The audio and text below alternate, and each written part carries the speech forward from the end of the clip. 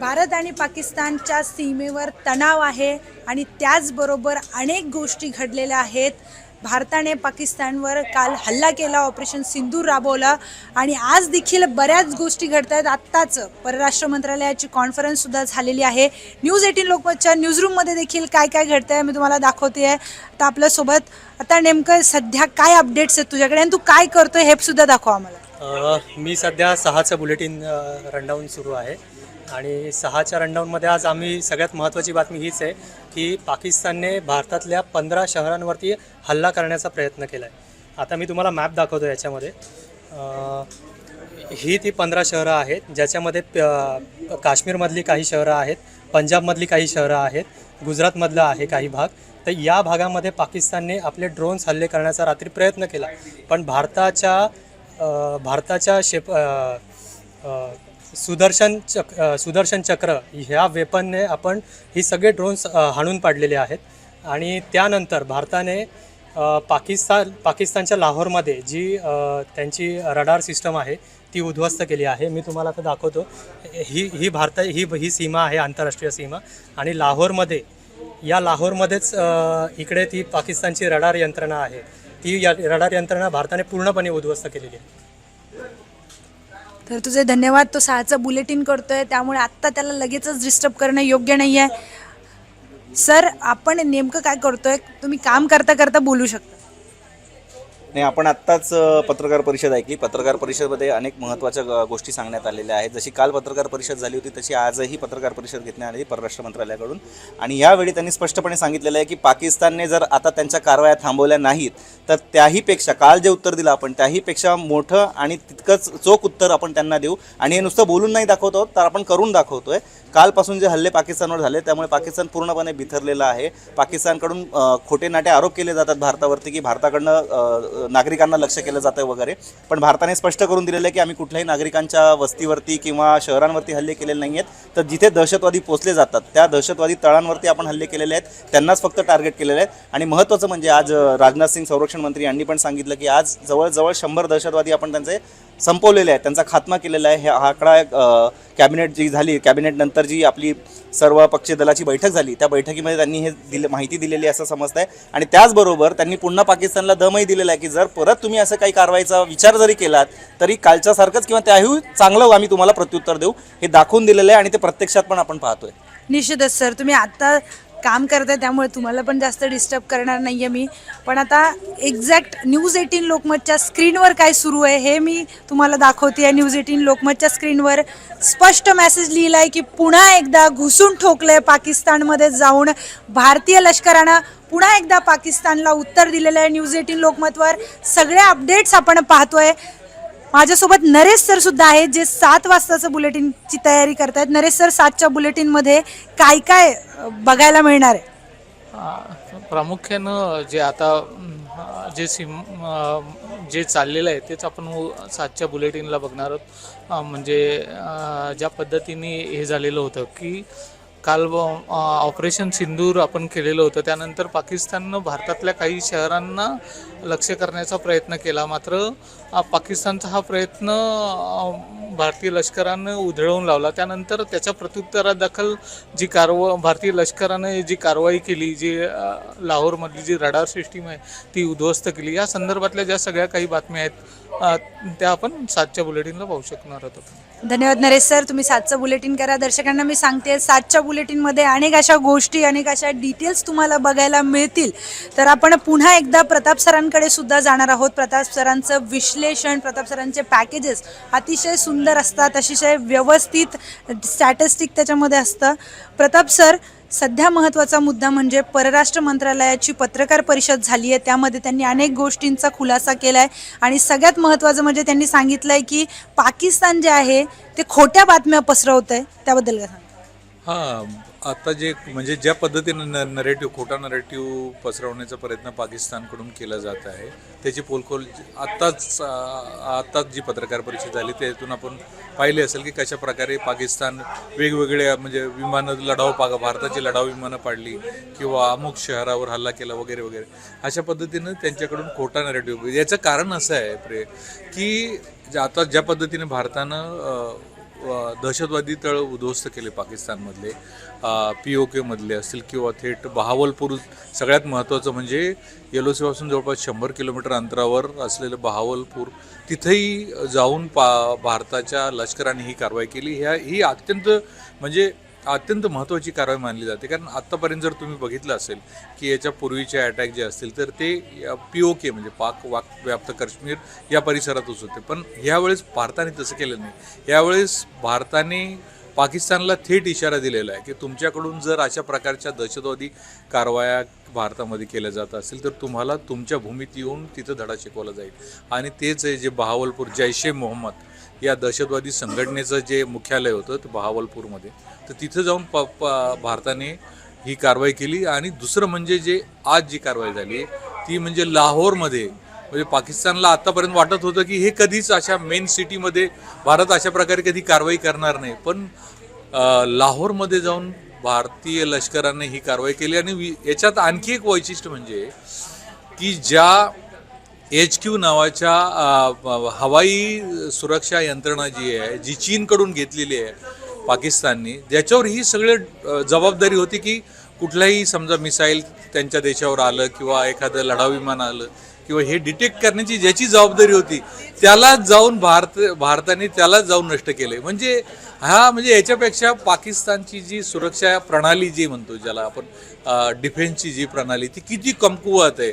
आणि हे ज्या चीनच्या ज्या म्हणजे टेक्नॉलॉजीवर ते विसंबून होते, ती किती फोल ठरली भारताच्या ह्या सगळ्या भारताने जी लष्करी कारवाई केली आहे त्याच्यामध्ये किती फोल ठरलं हे अत्यंत महत्त्वाचं आहे. म्हणजे पाकिस्तानला आता त्याची जाणीव झाली असेल की आपलं कुठलंही शहर सुरक्षित नाही आहे. जर ज्या पद्धतीने एखादी आगळीक, ज्या पद्धतीने त्यांचे नेते जे म्हणत होते की आमच्याकडे अणुबॉम्ब आहे, अण्वस्त्रधारी राष्ट्र आहे, अमुक आहे तमुक आहे, मग आम्ही भारतावर असा हल्ला करू तसा हल्ला करू, तर भारताने ही फक्त ट्रेलर आहे, म्हणजे एक चुणूक आहे, एक ट्रेलर आहे की जर तुम्ही कुठली आगळीक केली, समजा मोठं काही समजा तुम्ही कारवाई करण्याचा प्रयत्न केला लष्करी, तर तुम्ही आमच्यापर्यंत पोहोचू शकणार नाही. ज्या पद्धतीने त्यांनी 15 शहरांवर मिसाईल सोडले, अमुक केलं, पण ते भारतापर्यंत येऊच शकले नाही. आपल्या S-4नं ते मध्येच नष्ट केले, हवेतच नष्ट केले.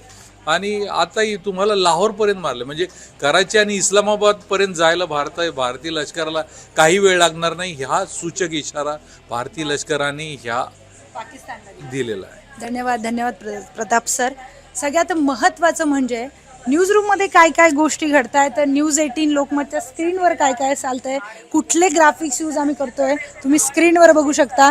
पुन्हा एकदा घुसून ठोकलंय पाकिस्तानमध्ये जाऊन आणि भारताने पाकिस्तानला पुन्हा एकदा चोख प्रत्युत्तर दिलेलं आहे.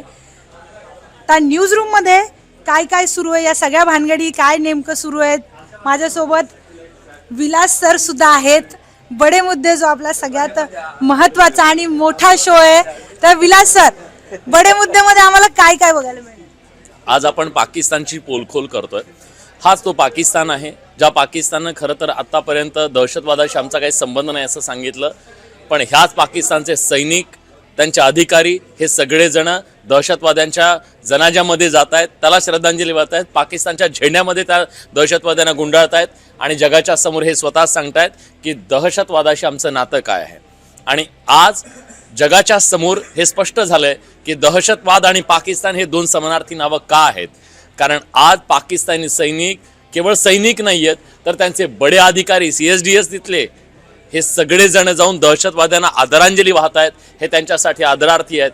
हे तेच लोक आहेत ज्यांनी कारगिल युद्धामध्ये सैनिकांना सुद्धा सन्मान दिला नव्हता, त्यांचे मृतदेह स्वीकारले नव्हते.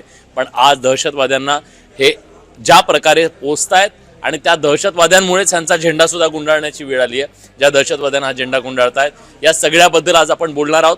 त्यांचा जो नापाक चेहरा आहे तो जगाच्या समोर भारतानं आणलेला आहे आणि स्वतः सुद्धा त्यांनी आणलेला आहे. याच्याबद्दल आज आपण बोलणार आहोत. धन्यवाद विलास सर. तर 8 वाजता बडे मुद्दे शोमध्ये कुठला मुद्दा असणार आहे हे आपण पाहिलेलं आहे. तर पाकिस्तान जे दहशतवादाला कायम पाठीशी घालतंय, पण नेहमी त्यांनी हे नाकारलेलं आहे, त्याच पाकिस्तानमध्ये आता दहशतवाद्यांना श्रद्धांजली देण्यासाठी पाकिस्तानी लष्कराचे मोठे मोठे अधिकारी तिथे जात आहेत. माझ्यासोबत अमित सर सुद्धा आहेत. अमित सर, तुम्हाला बोलताना मी मध्येच आता थांबवते. आज जसं बडे मुद्द्यामध्ये आपण एक खूप मोठा मुद्दा घेतोय की जे पाकिस्तान दहशतवाद्यांना पाठीशी घालतं तेच पाकिस्तान दहशतवाद्यांना पाकिस्तानच्या झेंड्यात गुंडाळून श्रद्धांजली देतं. बिलकुल आत्ता जशी आपली एक प्रेस कॉन्फरन्स झाली आणि तिथं सांगितलं की पाकिस्तानचा जन्म जेव्हापासून झाला तेव्हापासून हा देश खोटारडा आहे, हा देश तेव्हापासून दहशतवाद पसरवतो आहे, हा देश तेव्हापासून भारताला त्रास देतो. आणि तेच आपल्याला आज पण दिसलं की ज्यांना या लोकांनी सांगितलं की यांच्याशी आमचं काही घेणं देणं नाही आणि भारत म्हणतो की हे दहशतवादी आहेत आणि हे प्रूव्ह झालं आहे. आपल्या म्हणण्याने ते दहशतवादी नाही आहेत की इंटरनॅशनल लेवलवर त्यांना प्रूव्ह केलं की दहशतवादी आहे, पण ते राहतात कुठे? पाकिस्तानमध्ये. त्यांचे तळ कुठे आहे? पाकिस्तानमध्ये. त्यांना प्रोटेक्शन कोण देते? पाकिस्तान देते. आणि डोक्यावरून पाणी पाकिस्तानचे सोल्जर, पाकिस्तानचे लष्करी अधिकारी आज त्यांना श्रद्धांजली वाहायला जातात, त्यांच्या अंत्यविधीमध्ये जातात, त्यांना त्यांच्या जनाजाला खांदा देतात. तर हा लष्करी अधिकारी जेव्हा कुठल्या अंत्यसंस्कारात जातो तो एकतर त्याच्या लष्कराचा भाग असला पाहिजे किंवा त्यांच्या नातेवाईक, आणि हे दोन्ही आपण इथं अप्लाय केले तर हे दहशतवादी यांचे नातेवाईक आहेत. निश्चित अमित सर, मला एक गोष्ट सांगा, न्यूज 18 लोकमतवर आपण सगळ्यात जास्त फोकस आणि सगळ्यात जास्त जे वेटेज आहे ते कुठल्या बातमीला देतो? बिलकुल, आपण तू बघतेस की कालपासून एकच बातमी चालू आहे आणि ती म्हणजे युद्धाची. आणि आज जर आपण केलं तर जो परत भारतानं प्रत्युत्तर दिला, आज पण आपण जे काही त्यांचे ड्रोन पाडले, त्यांचे आलेले मिसाईल्स पाडले आणि अनेक ठिकाणावर ते लाहोरपर्यंत जाऊन आपले हल्ले केले, तर आज हीच आपल्यासाठी सर्वात महत्त्वाची बातमी आहे. कारण हे आज जे घडलं ते ऑपरेशन सिंदूरचं 2.0 आहे. धन्यवाद अमित सर. तर माझ्यासोबत चॅनलचे MD सुद्धा आहेत जे स्वतः दिल्लीवरून मुंबईत आलेले आहेत आणि या सगळ्या घडामोडींवर त्यांचं बारीक लक्ष आहे. तर ध्रुवा सर, ये नया भारत है, ये जो नया भारत है ये कभी चीज़ें भूलता नहीं है, ये घुस के जवाब देता है और पूरी दुनिया को भारत ने दिखा दिया कि भारत अब आतंकवाद के खिलाफ जो है भारत ने करारा जवाब दे दिया है और अब ये नहीं सहेगा भारत. ये तो पूरे देश देख रहे हैं, हम सब देख रहे हैं, वही खबरें हम सबके पास पहुंचा रहे हैं कि कैसे आपको याद होगा जब उरी में सर्जिकल स्ट्राइक हुआ, उसके बाद जब पुलवामा में अटैक हुआ, उसके बाद बालाकोट में सर्जिकल स्ट्राइक हुआ. ये दोनों जब हुआ 2016-2019 में और आज 2025 में जैसे घुस के मारे Indian army calibrated precision guided attack हुआ पाकिस्तान में, जो सारे टेरर एसेट्स है उसके ऊपर, ये दोनों में सबसे बड़ा फ़र्क ये है कि वो पाक ऑक्युपाइड कश्मीर में हुआ था, लेकिन इस बार जो हुआ है एकदम डीप इनसाइड द पाकिस्तान. आप अगर देखोगे कि जो 9 मेन जो टेरर एसेट्स में टारगेट करके हमला हुआ, उसमें से भावलपुर भी है. वो बॉर्डर से काफ़ी भीतर है ना, 100 किलोमीटर से भी ज़्यादा भीतर है. तो भारत ने यही समझाने का प्रयास किया, पाकिस्तान को यही मैसेज दे रहा है, साथ में पूरे विश्व को वो मैसेज दे रहे हैं कि भाई ये एस्केलेशन क्यों हुआ, ये एस्केलेशन किसने किया? ये पाकिस्तान ने किया. कब किया?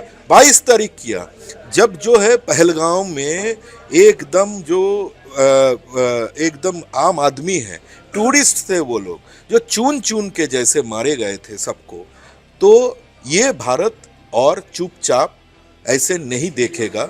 जैसे प्राइम मिनिस्टर ने, हमारे आदरणीय प्रधानमंत्री जी ने उस दिन कहा था बिहार के जनसभा से कि भाई ये जैसे चून चून के मारा, वैसे ही हम भी ढूंढ ढूंढ के निकाल के चून चून के मारेंगे. और ऐसे ही जो है हमारे इंडियन फोर्सेस कैलिब्रेटेड जो प्रयास किया, जिसमें आर्मी है, एयरफोर्स है, नेवी है, तो इन सब लोगों ने वही किया ना, चुन चुन के ही तो मारा ना.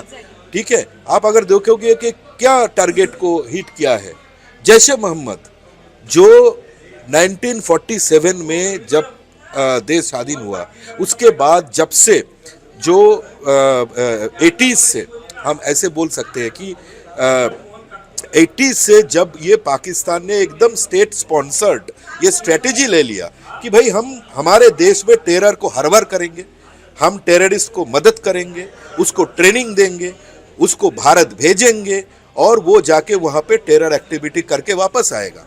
ये जो पाकिस्तान का एकदम स्टेट स्पॉन्सर्ड स्ट्रैटेजी है, तो उसमें जो टेररिस्ट ऑर्गेनाइजेशन भाग लिया, आप कोई भी उदाहरण देख लो अतीत का, उसमें जैसे मोहम्मद, लश्कर ए तैयबा, हिजबुल मुजाहिदीन, है ना, और भारत जाकर के वही किया ना, चुन चुन के वही जैसे मोहम्मद, हिजबुल मुजाहिदीन एंड लश्कर ए तैयबा के जो हम इसको बोलते हैं कि भाई टेरर फैक्ट्री, वो टेरर फैक्ट्री को हिट कर दिया ना, तो ये भारत नया भारत है एकदम। थँक्यू ध्रुव सर. तर हा भारत जो आहे तो नवीन भारत आहे आणि जसं निष्पाप लोकांचा जीव घेतलाय तसा आपण न करता, विशेष म्हणजे त्यांच्या कुठल्याही लष्कराला हात न लावता फक्त दहशतवाद्यांवर आहे, दहशतवाद्यांवर हा हल्ला केला गेलाय. न्यूजरूममध्ये आणखी अनेक गोष्टी घडत आहेत, मी तुम्हाला आणखी पुढे घेऊन जाते. न्यूजरूममध्ये काय काय घडतंय, भारत आणि पाकिस्तानच्या सीमेवर तर तणाव आहेच, पण इथे जे टेन्शन आहे, विशाल सर आपल्यासोबत आहेत. विशाल सर घाईत आहेत, पण आता थांबवलं आपण त्यांना. विशाल सर, काय काय गोष्टी घडतात आता?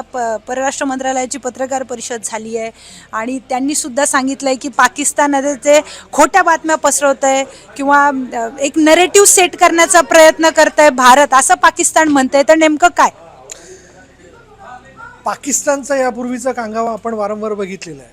तुम्हाला सगळ्यांना जर गेल्या काळातली उज्ज्वल निकम यांची एक मुलाखत जर आठवत असेल तर उज्ज्वल निकम यांनी असं म्हटलं होतं की 26/11च्या हल्ल्यानंतर आपल्या हाती जे जे काही वेगवेगळे पुरावे लागलेले होते, इव्हन आपण त्या दहशतवाद्यांच्याकडनं जे काही सामुग्री त्यांच्याकडनं घेतलेली होती, मिळालेली होती आपल्याला, तर त्यामध्ये त्यांचे काही कागदपत्र देखील सापडलेले होते. इव्हन कारगिल वॉरमध्ये देखील जो एक फार मोठा जमाव त्यांच्याकडनं युद्धाकरता म्हणून पाठवण्यात आलेला होता, त्यांच्या खिशात असलेले त्यांचे सापडलेले कार्ड हे देखील त्यांच्या आर्मीच्या लष्करातले आयडेंटिटी कार्ड होते. तर तेव्हा देखील आणि आता देखील गेल्या 26/11च्या हल्ल्यामध्ये आपण वारंवार पाकिस्तानला या संदर्भातले पुरावे देऊ केलेले आहेत आणि त्यांना सांगितलेले की तुमच्याकडनंच, म्हणजे तुमच्याकडनंच पुरस्कृत जो दहशतवाद आहे आणि त्याच्याशी संबंधित जे मिलिटंट तुमच्याकडनं, ट्रेंड मिलिटंट तुमच्याकडनं जे पाठवले जातात, यात तुमचाच हात आहे. पण हे वारंवार पाकिस्तानी नाकारलं. त्या बदल्यात त्यांनी तिथल्या काही दहशतवादी संघटनांच्या नेत्यांच्या विरोधात, म्हणजे आझाद मसूद असेल किंवा इतर हाफिज सईद असेल, यांच्या विरोधात काही केसेस देखील दाखल केल्या. पण केवळ तो दिखावा होता. सुनावणी पे सुनावणी झाली, पण त्यात त्यांना शिक्षा होण्यापेक्षा त्यांना त्यांच्याकडनं सुरक्षा देण्यात आली. यातनं स्पष्ट झालं की पाकिस्तान दहशतवादाला कशा पद्धतीने खतपाणी घालतं आणि त्याचा अत्यंत दृश्यात्मक सबळ पुरावा म्हणजे जी लोक या दहशतवादी, आपण जे पॉईंट टार्गेट केलेले होते दहशतवादी कॅम्पचे किंवा जिथे त्यांना ट्रेनिंग दिल्या जायची, त्यामध्ये जी लोकं मारले गेली त्यांना श्रद्धांजली देण्याकरता पाकिस्तानचे आर्मीतले अधिकारी आवर्जून त्या ठिकाणी उपस्थित होते. हा पाकिस्तानचा खोटेपणा आहे. पण एक लक्षात घेतलं पाहिजे, भारत अत्यंत मुत्सद्दीगिरीने यंदा ठरवून आहे की ईट का जवाब पत्थर से, आम्ही घरात घुसून मारू. जे मोसादने केलं त्यांच्यावरच्या हल्ल्यानंतर, म्हणजे दहशतवाद्यांच्या घरात घुसून मारलं, ते आपण देखील करू शकतो. आपण शांतताप्रिय आहोत, पण आपल्या वाट्याला जर कोणी गेलं तर आपण त्यांच्या घरात घुसून त्यांना मारू शकतो, हे आपण दाखवून दिलं आहे. दुसरं म्हणजे एअर स्ट्राईक नंतर आता वॉटर स्ट्राईक देखील केलं जाते. सिंधू करार जर हा कोणाला माहिती असेल तर आपल्याकडनं 3 नद्या, म्हणजे पूर्वेकडनं 3 नद्या त्यांच्याकडे जातात, त्यांच्याकडचे 3 नद्या आपल्याकडे येतात. आपल्याकडे आपण डॅममध्ये पाणी अडवून ठेवलेलं होतं. निसर्गाची कृपा म्हणा, काल पाऊस सुरू झालेला आहे त्या भागामध्ये, त्याच्यामुळे त्या धरणाचे 2 दरवाजे आपण उघडलेले. जेव्हा जेव्हा पाऊस येतो तेव्हा पश्चिम पंजाबमधला भाग असेल, त्याच्या आजूबाजूचा काही परिसर असेल, तिथं मोठ्या प्रमाणात पाणी साचतं आणि अत्यंत नुकसान होतं. 2 दरवाजे आपण उघडलेले. ते जे पाणी ज्या फ्लोने, run off the water, run off the river आपण ज्याला आपण म्हणतो, ते जाईल, त्याचा परिणाम पाकिस्तानला भोगावा लागणार आहे. म्हणून पाकिस्तानने असं अजिबात समजू नये की आपण उत्तर देऊ शकत नाही. आपण देतोय आणि ते देत राहणार आहोत. धन्यवाद विशाल सर. तर अजून बुलेटिन्सच्या तयारीमध्ये इथे सगळे लोक आहेत, वेगवेगळ्या गोष्टींचे अपडेट्स ते देत आहेत. वेगवेगळ्या भानगडी न्यूजरूममध्ये सुरू आहेत. एक मी लेख वाचत होते आत्ता मगाशी पेपरमध्ये, तेव्हा मी तुमचा कॅमेरा राहते तो काढा तो. तर एक लेख मी वाचत होते मगाशी. त्या लेखमध्ये असं लिहिलं आहे की भारताने आधी पाकिस्तानची आर्थिक कोंडी केली, त्यानंतर पाकिस्तानला गुडघ्यावर यायला मजबूर केलं, कारण की सिंधू जलकरार देखील स्थगित केला आणि मग त्यानंतर या स्ट्राईक्स केल्या. म्हणजे कुठल्याही दृष्टीनं पाकिस्तानला प्रत्युत्तर देता आलं नाही पाहिजे, किंवा पाकिस्ताननं प्रत्युत्तर दिलं तरीही ते तितकं इफेक्टिव्ह नसेल, कारण भारत तयार आहे, हा नवीन भारत आहे. ग्राफिक्समध्ये काय काय होतंय ते मी तुम्हाला दाखवते. आपल्यासोबत ग्राफिक्सचे सर आहेत. सर, तुम्ही नेमके 2 मिसाईल, मी ग्राफिक्समध्ये पण इनोव्हेशन करतोय आम्ही, तर काय नेमकं करताय तुम्ही? आपलं जे मिसाईल आज पडले तर त्याविषयी बद्दल ते ग्राफिक्स आम्ही जनरेट करतोय. तर तुम्ही बघू शकता ग्राफिकमध्ये पण आपण वेगवेगळे इमेजेस आणि वेगवेगळे ॲनिमेशन यूज करून एक वेगळे ग्राफिक बनवण्याचा प्रयत्न करतोय. सर आणखी 1-2 आम्हाला ग्राफिक बघायचं.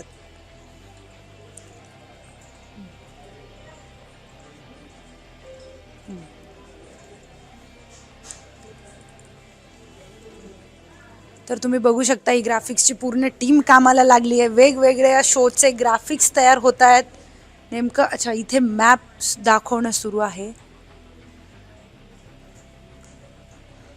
या सगळ्या स्थळांवर पाकिस्तान हल्ला करणार होतं. पाकिस्तानने हल्ल्याची तयारी या सगळ्या स्थळांवर केली होती. इथे सर हे ग्राफिक्स बनवत आहेत.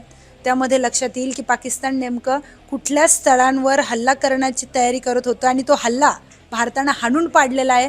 त्यामधले स्थळ आहेत भुज आहे, उत्तरलाई आहे, फालुडी आहे, नाला आहे, वेगवेगळे स्थळं आहेत. कपूरथला त्याच्यामध्ये आहे, चंदीगड आहे. हे सगळे स्थळांवर पाकिस्तान हल्ला करणार होतं. ऑपरेशन सिंदूरचं प्रत्युत्तर म्हणून ते तिथे हल्ला करणार होतं. पण तो हल्ला हाणून पाडलेला आहे भारताने, कारण की पाकिस्तान चायनीज मिसाईल वापरतं आणि चायनाचा माल एकतर किती टिकतो सगळ्यांनाच माहिती आहे. असो, वेबसाईट टीम काय करते आहे, कुठल्या बातम्या तुम्ही केल्यात, काय 1-2 टायटल सांगता येतील?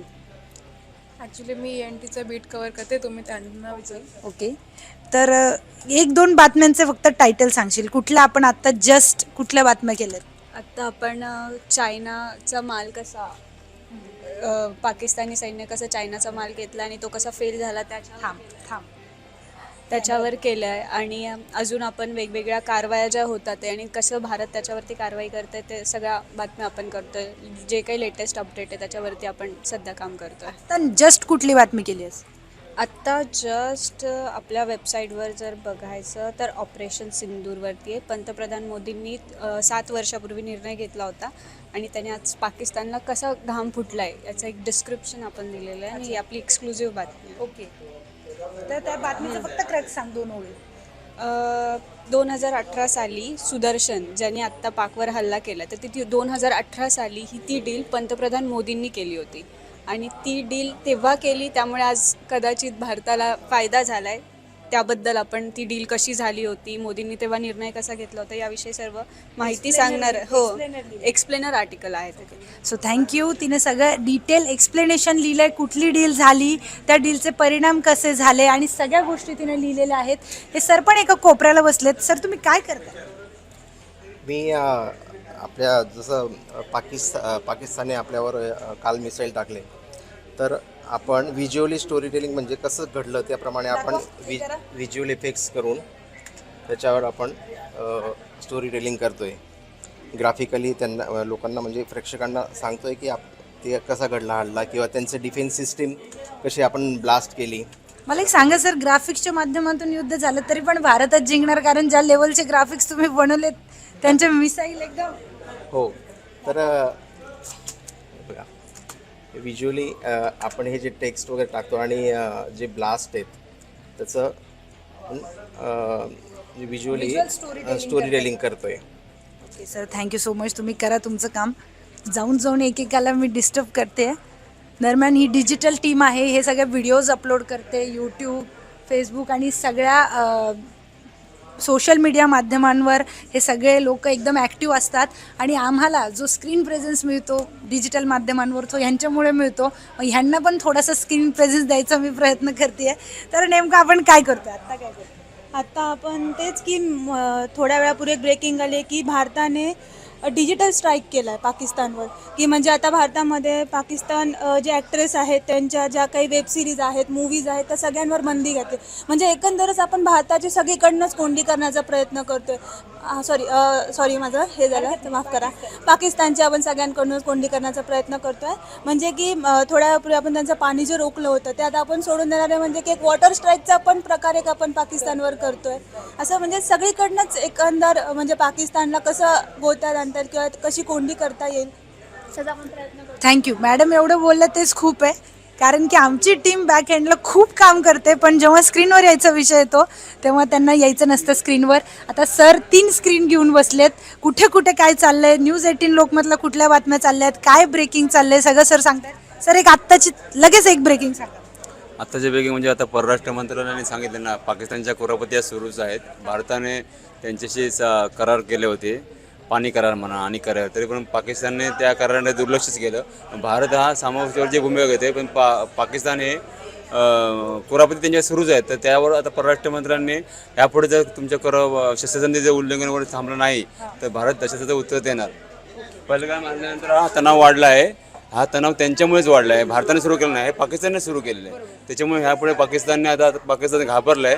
भारत चांगला देणार, सडेतोड उत्तर देणार. ऑब्व्हियसली दहशतवाद हे पाकिस्ताननंच सोडलेलं पिल्लू आहे आणि त्यांच्यामुळेच ते वाढलेलं आहे. दरम्यान आपण आता न्यूज प्रोडक्शन सेक्टरमध्ये येतोय. न्यूज प्रोडक्शनमध्ये काय काय सुरू आहे आणि हे काय काय करतायत, नेमकं कुठले व्हिडिओज एडिट करतायत, जे जे नवीन अपडेट्स येत आहेत त्यांना एडिट करून त्यांना टी व्हीवर जाण्याच्या फॉर्मॅटमध्ये करून इथून ते टी व्हीवर जातात. नंतर डिरेक्टली आपण कुठलीच गोष्ट ऑन एअर टाकत नाही. सर नेमकं काय सुरू? आत्ता आपल्याकडे सगळ्यांना माहिती आहे की पाकिस्तान आपलं माहिती आहे की भारताने S-40 सिस्टम्स वापरून पाकचं क्षेपणास्त्र हवेतच उद्ध्वस्त करून टाकलं. ही सगळ्यात मोठी बातमी आत्ता चालू आहे आणि या बातमीवर आपण सगळेजण आहोत. आपण त्या बातमीसाठी सगळेजण एक रूपाने काम करतो, एडिटरचं काम करत. आपल्याला काही फुटेज नव्यानं येतात ती आपण ऑन एअर टाकण्याचा प्रयत्न. आपण इथून या सिस्टमवरून आपण नेमकं काय त्याच गोष्टी देतोय की ज्या नव्याने फुटेजेस येत आहेत, नव्याने काही गोष्टी येतात, नव्याने काही व्हिडिओज येतात मीडियावर, तर त्या आपण ऑन एअर करण्याचा जास्तीत जास्त प्रयत्न करतोय की नेमकं आपले फुटेजेस आहेत, आपल्या ज्या काही गोष्टी आहेत ज्या पाकिस्तानकडनं येतात. आत्ता जसं आपल्याकडे पाहतोय आपण आपल्या स्क्रीनवर की S. जयशंकर यांनी एक करार केला आहे इराणबरोबर, तर त्या गोष्टी आपण इकडे या ठिकाणी तंतोतंत लवकर कशा जातील त्या आपण करण्याचा प्रयत्न करतोय. आणि ऑपरेशन सिंदूर नंतर या सगळ्या गोष्टी सातत्याने चालू आहेत. अख्खे 2 दिवस झाले आहेत आपण सातत्याने याच्यावर काम करतोय आणि तुफान काम चालू आहे. अगदी व्यवस्थित काम करा. आपण या माध्यमातून आपण हे सांगू शकतो की आपल्या जसं युद्धाच्या ठिकाणी किंवा आपलं सैनिक ज्या पद्धतीने काम करतोय, आपण त्यांना दुसऱ्या आपण आपल्या लोकांपर्यंत या सगळ्या गोष्टी सतर्कतेने पाठवण्याचा प्रयत्न करतोय, दाखवण्याचा प्रयत्न करतोय की लोकांनी घाबरून जाऊ नये. आपण निश्चित रूपाने सगळेजण मिळून आपण या पाकला चोख उत्तर देऊ आणि याची प्रती आपल्या सगळ्या आर्मीने आपल्याला दिलेली आहे. आपण त्यांच्यासाठी सलाम ठोकूया आणि आपण सातत्याने आपलं सगळं काम आपण चालू ठेवूया. धन्यवाद. Thank you sir.